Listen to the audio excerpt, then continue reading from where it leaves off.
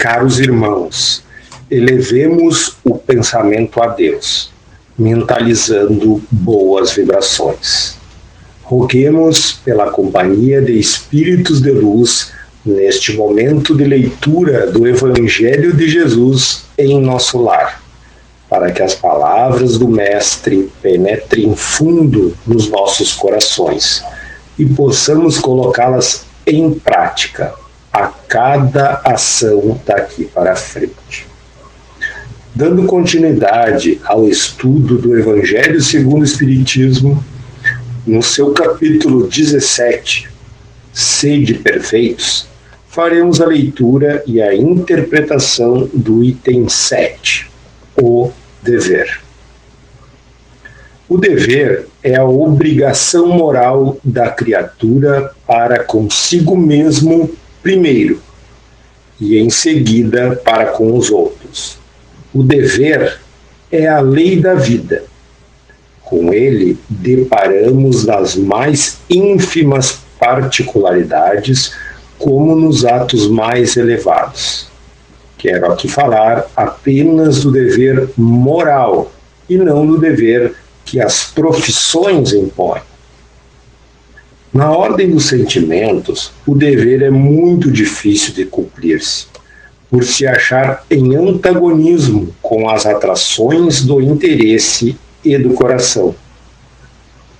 Não tem testemunhas às suas vitórias e não estão sujeitas à repressão às suas derrotas. O dever íntimo do homem fica entregue a seu livre-arbítrio. O aguilhão da consciência, guardião da probidade interior, o adverte e sustenta. Mas, muitas vezes, mostra-se impotente diante dos sofismas da paixão. Fielmente observado, o dever do coração eleva o homem. Mas, como determiná-lo, porém com exatidão? Onde começa? Onde termina? O dever principia para cada um de nós exatamente no ponto em que ameaçais a felicidade ou a tranquilidade do vosso próximo. E acaba no limite que não desejais ninguém transponha com relação a vós.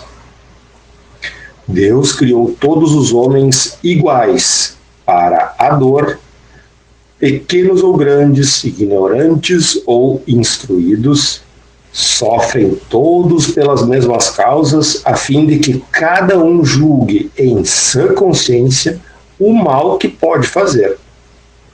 Com relação ao bem, infinitamente variado nas suas expressões, não é o mesmo critério.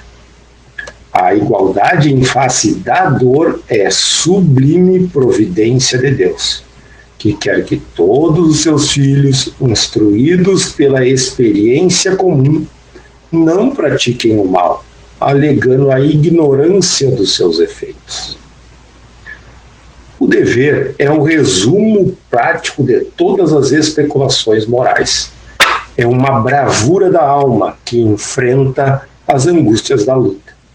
É austero e brando, pronto a desdobrar-se às mais diversas complicações, conserva-se inflexível diante das tentações. O homem que cumpre o seu dever ama a Deus mais do que as criaturas e ama as criaturas mais do que a si mesmo. É, a um tempo, juiz e escravo em causa própria. O dever é o mais belo laurel da razão. Descende desta como de sua mãe a um filho. O homem tem de amar o dever não porque preserve de males da vida, males aos quais a humanidade não pode subtrair-se, mas porque confere à alma o vigor necessário ao seu desenvolvimento. O dever cresce e irradia sob mais elevada forma em cada um dos estágios superiores da humanidade, jamais cessa a obrigação moral da criatura para com Deus. Tem esta de refletir as virtudes do Eterno, que não aceita esboços imperfeitos, porque quer que a beleza da sua obra resplandeça a seus próprios olhos. Lázaro, Paris, 1863. Portanto, irmãos, interpretando esses escritos de Kardec, é possível verificar como a doutrina espírita nos ensina pelo exemplo.